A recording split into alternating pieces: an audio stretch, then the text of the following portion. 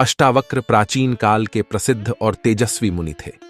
उन्हें उस समय के महान ज्ञानियों में गिना जाता था। मिथिला के नरेश जनक के राज पंडित को अष्टावक्र ने शास्त्रार्थ में हराया था। अष्टावक्र ऋषि की कथा महाभारत और विष्णु पुराण में भी दी हुई है। अष्टावक्र उद्दालक ऋषि के प्रिय शिष्य कहोड़ मुनि के पुत्र थे। उद्दालक ने अपनी पुत्री सुजाता का विवाह कहोड़ के साथ कर दिया था। एक बार जब सुजाता गर्भवती थी और कहोड़ वेद पाठ कर रहे थे, तभी गर्भ से आवाज आई कि आपका उच्चारण अशुद्ध है। यह सुनते ही कुपित कहोड़ ने गर्भस्थ शिशु को उसके 8 अंग टेढ़े हो जाने का शाप दे दिया। कहोड़ धन की खोज में जनकपुर गए तो वहां के राज पंडित ने शास्त्रार्थ में पराजित करके उन्हें पानी में डुबा दिया। इधर 8 टेढ़े अंगों सहित शिशु का जन्म हुआ और उसका अष्टावक्र नाम पड़ा। उद्दालक ऋषि को ही अष्टावक्र अपना पिता मानते रहे। प्रतिभाशाली अष्टावक्र ने अल्पायु में ही सब ज्ञान प्राप्त कर लिया। 12 वर्ष की उम्र में उसे सुजाता से पिता के संबंध में जानकारी मिली तो अपने मामा श्वेतकेतु के साथ वह राजा जनक के दरबार में जा पहुंचा और पिता को पराजित करने वाले पंडित को शास्त्रार्थ में पराजित कर दिया। अब उस पंडित के पानी में डूबने की बारी थी। उसने राजा को बताया कि उसने अब तक पराजित पंडितों को जल में डुबाकर वरुण लोक भेज रखा है। इतने में कहोड़ सहित सब पंडित उपस्थित हो गए।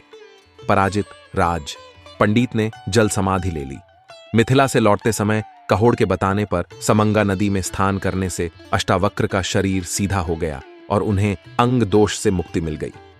इनके नाम से अष्टावक्र गीता और अष्टावक्र संहिता नाम के 2 प्रसिद्ध ग्रंथ हैं। आज हम आपको इनके शादी की एक अन्य घटना सुनाने जा रहे हैं, पर उससे पहले हमारे चैनल को सब्सक्राइब करें और कमेंट में जय श्री कृष्णा जरूर लिखें। एक बार महर्षि अष्टावक्र महर्षि वदान्य की कन्या के रूप पर मोहित हो गए। उन्होंने उसके पिता के पास जाकर उस कन्या के साथ विवाह करने की इच्छा प्रकट की। तब महर्षि वदान्य ने मुस्कुराते हुए अष्टावक्र से कहा, पुत्र, मैं अवश्य तुम्हारी इच्छा पूरी करूंगा और तुम्हारे साथ ही अपनी कन्या का पाणी ग्रहण करूंगा, लेकिन इसके लिए तुम्हें मेरी एक आज्ञा माननी पड़ेगी। अष्टावक्र ने कौतूहल से पूछा, वह क्या है महर्षि? महर्षि वदान्य ने कहा, तुम्हें उत्तर दिशा में जाना होगा। अलकापुरी और हिमालय पर्वत के आगे जाने पर तुम्हें कैलाश पर्वत मिलेगा। वहां महादेव जी अनेक सिद्ध चारण भूत पिशाच गणों के साथ विचरण करते हैं। उस स्थान के पूर्व और उत्तर की ओर छहों रथुए, काल, रात्रि, देवता और मनुष्य आदि महादेव जी की उपासना किया करते हैं। इस स्थान को लांघने के बाद तुम्हें मेघ के समान एक नीला वन मिलेगा। उस स्थान पर एक वृद्धा तपस्विनी रहती है। तुम उसके दर्शन करके लौट आना। मैं उसी क्षण अपनी पुत्री का विवाह तुम्हारे साथ कर दूंगा। अष्टावक्र ने महर्षि वदान्य की बात स्वीकार कर ली और यात्रा के लिए चल पड़े। पहले तो वे हिमालय पर्वत पर पहुंचे और वहां धर्मदायिनी बाहुदा नदी के पवित्र जल में स्नान और देवताओं का तर्पण करके उसी पवित्र स्थान पर कुशासन बिछाकर विश्राम करने लगे। वहीं रात भर सुखपूर्वक सोए। वहीं प्रातःकाल अग्नि प्रज्वलित करके उन्होंने यज्ञ किया। वहीं पास में एक तालाब था जहां शिव पार्वती की मूर्ति थी। अष्टावक्र ने मूर्ति के दर्शन किए और फिर अपनी यात्रा पर चल दिए। चलते चलते वे कुबेर की नगरी में पहुंचे। उसी समय मणिभद्र के पुत्र रक्षक राक्षस गण के साथ उधर आए। आर्षि ने उन्हें देखकर कहा, हे भद्र, आप जाकर कुबेर को मेरे आने की सूचना दे दें। मणिभद्र ने कहा, महर्षि, आपके आने का समाचार तो भगवान कुबेर को पहले ही प्राप्त हो चुका है। वे स्वयं आपका समुचित सत्कार करने के लिए आ रहे हैं।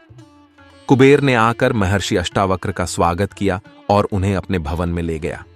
आमोद प्रमोद के कितने ही साधन आर्षि के चित्त को प्रसन्न करने के लिए जुटाए गए।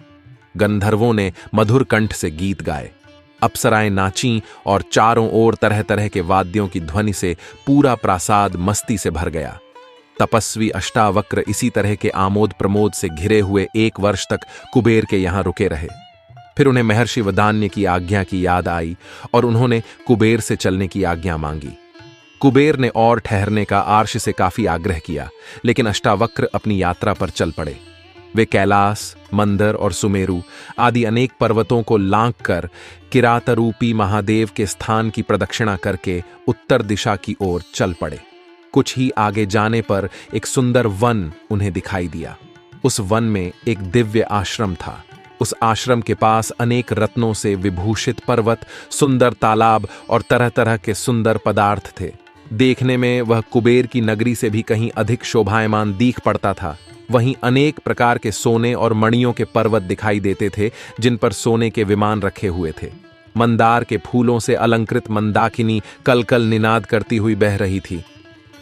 चारों ओर मणियों की जगमगाहट से उस दिव्य वन की कल्पना श्री से ऊंची उठ जाती थी, लेकिन उसकी समता कहीं भी मस्तिष्क खोज नहीं पाता था। अष्टावक्र यह देखकर आश्चर्यचकित से खड़े थे। वे सोच रहे थे कि यहीं ठहरकर आनंद से विचरण करना चाहिए।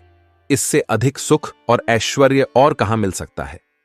अब वे अपने लिए एक उपयुक्त स्थान ढूंढने लगे और बढ़कर उन्होंने देखा कि यह तो एक पूरा नगर है। इस नगर के द्वार पर जाकर उन्होंने पुकार कर कहा, मैं अतिथि हूं, इस नगर के प्राणी मेरा उचित स्वागत करें। उसी समय द्वार से 7 परम सुंदरी कन्याएं अतिथि के स्वागत के लिए निकल आईं। वे कन्याएं इतनी अधिक सुंदर थीं कि उन्हें देखकर अष्टावक्र ठगे से खड़े हो गए। जिसकी तरफ आंख उठाकर देखते उसे ही देखते रह जाते। इस तरह कुछ देर तक कामदेव ने अर्शी के अंतर में कोलाहल सा मचा दिया। वे कामावेश में आकर उन सुंदरियों की ओर देखने लगे, लेकिन फिर उन्होंने अपने तपोबल से अपने मन को वश में कर लिया। उन सुंदरियों ने कहा, आइए भगवन, पधारिए, हम आपका स्वागत करती हैं। महर्षि एक भव्य प्रासाद के अंदर चले गए। वहां उन्हें सामने ही एक वृद्धा बैठी मिली। वह स्वच्छ वस्त्र पहने थी और उसके शरीर पर अनेक तरह के आभूषण थे। महर्षि को देखते ही वह वृद्धा उठकर खड़ी हो गई और उनका समुचित स्वागत करके बैठ गई। महर्षि भी वहीं पास में बैठ गए। उन्होंने उन सुंदरी कन्याओं की तरफ बढ़कर कहा, हे कन्याओं, तुम में से जो बुद्धिमती और धैर्यवती हो वही यहां रहे, बाकी सब यहां से चली जाएं। एक को छोड़कर सभी कन्याएं वहां से चली गईं। वृद्धा वहीं बैठी रही। रात होने पर महर्षि के लिए एक स्वस्थ शैया की व्यवस्था कर दी गई। जब महर्षि सोने लगे तो उन्होंने उस वृद्धा से भी जाकर अपनी शैया पर सोने के लिए कहा। उनके कहने पर वृद्धा अपनी शैया पर जाकर लेट गई। रात्रि का एक ही प्रहर बीता होगा कि वृद्धा जाड़े का बहाना करती हुई कांपती हुई महर्षि की शैया पर आ लेटी। महर्षि अष्टावक्र ने आदर के साथ उसे लेट जाने दिया। थोड़ी देर बाद ही वह वृद्धा कामातुर होकर अष्टावक्र के शरीर का आलिंगन करने लगी। ये देखकर महर्षि काष्ठ के समान कठोर और निर्विकार पड़े रहे।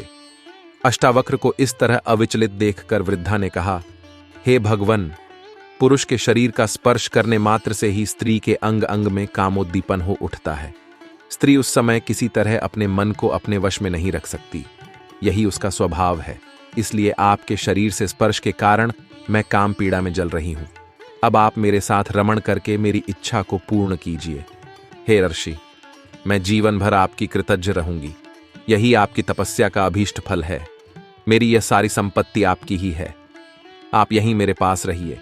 देखिए, हम यहां लौकिक और अलौकिक अनेक प्रकार के सुख भोगते हुए रहेंगे। हे नाथ, अब इस तरह मेरा तिरस्कार न कीजिए, क्योंकि इससे मेरी आत्मा को बड़ा कष्ट पहुंचेगा। पुरुष संसर्ग से बढ़कर स्त्रियों के लिए श्रेष्ठ सुख नहीं है।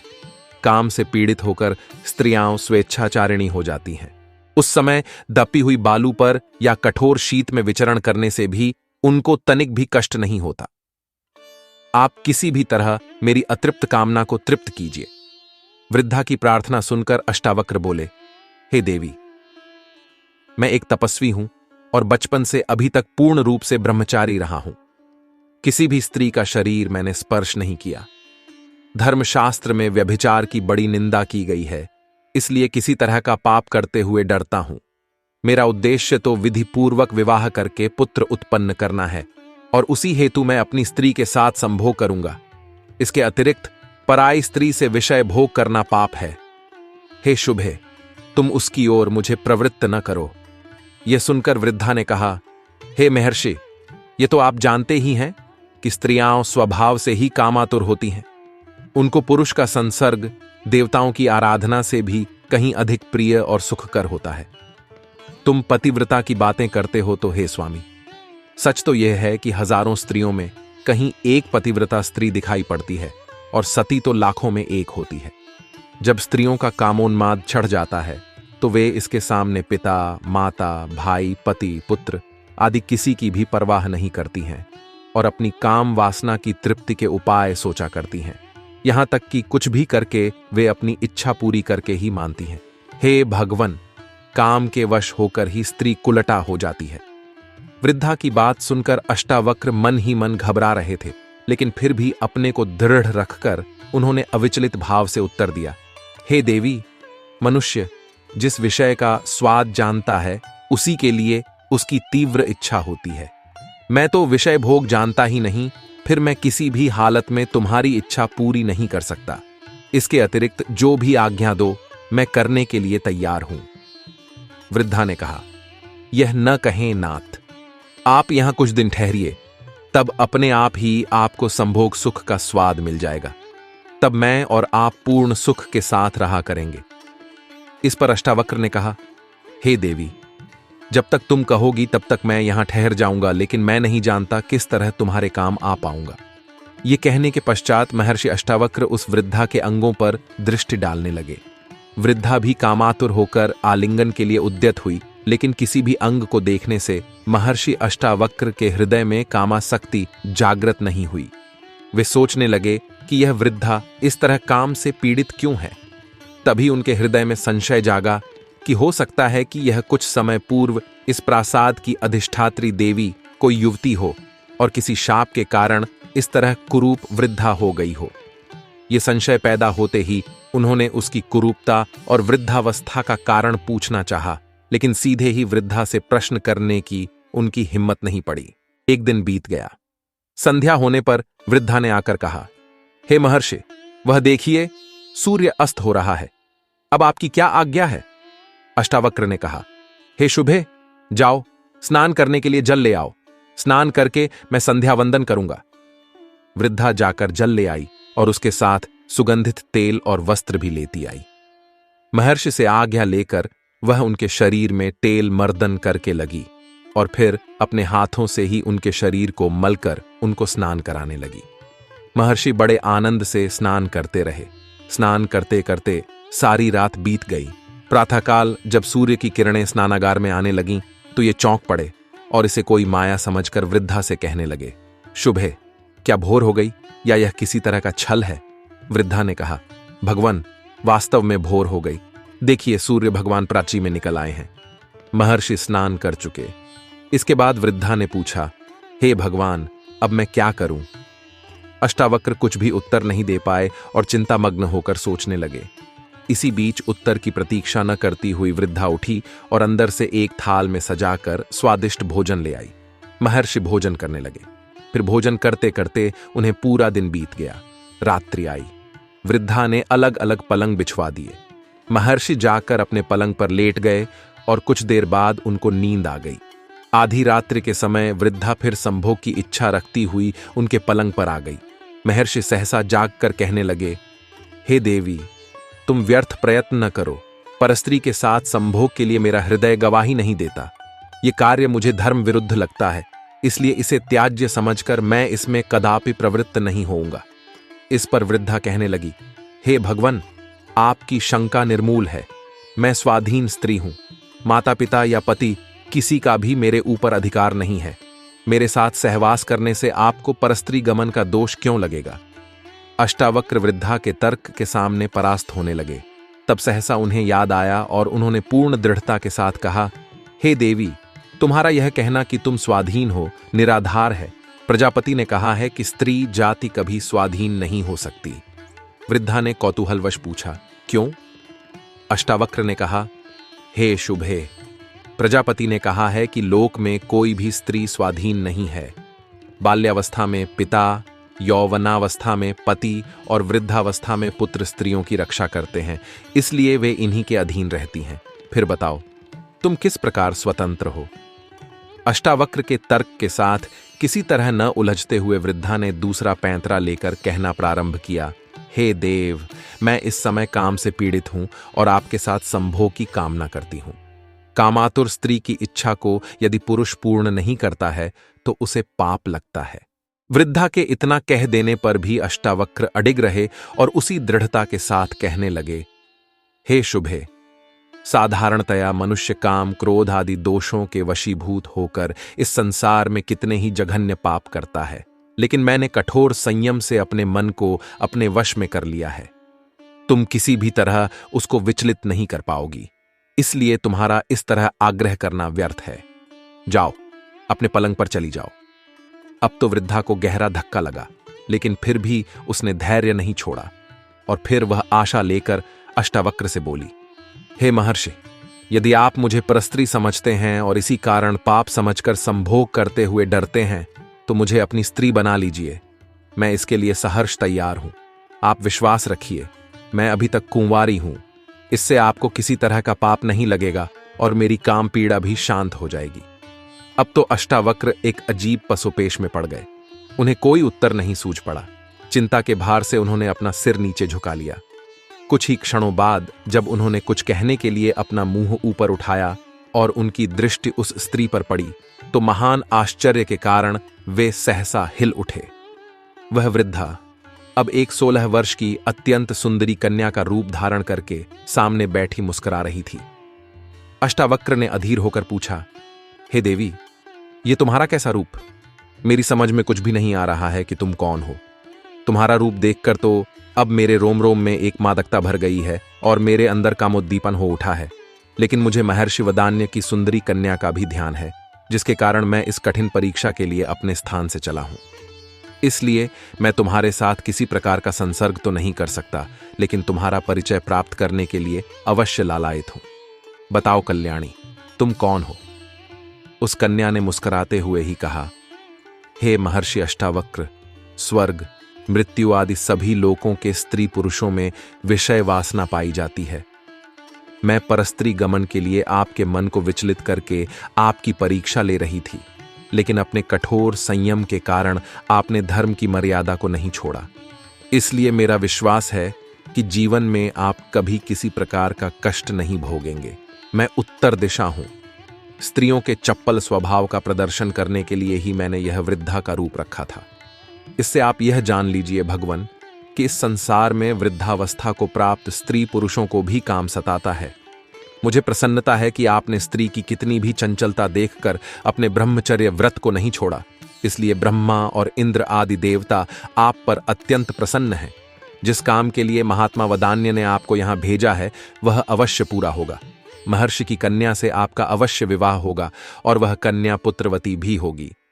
अष्टावक्र यह सुनकर अत्यंत प्रसन्न हुए और उस देवी से चलने की आज्ञा मांगने लगे। उत्तर दिशा ने आदर के साथ अष्टावक्र को विदा कर दिया। जब वे लौटकर महर्षि वदान्य के पास आए तो उन्होंने उनसे उनकी यात्रा का सारा वृत्तांत पूछा और फिर अपने मन में पूर्णतः संतुष्ट होते हुए अपनी कन्या का पाणी ग्रहण उनके साथ कर दिया। दोस्तों, आज के वीडियो में इतना ही। आशा करते हैं आपको यह कहानी पसंद आई होगी। अगर हां तो हमारे चैनल को सब्सक्राइब करें और बेल आइकॉन जरूर दबाएं। धन्यवाद।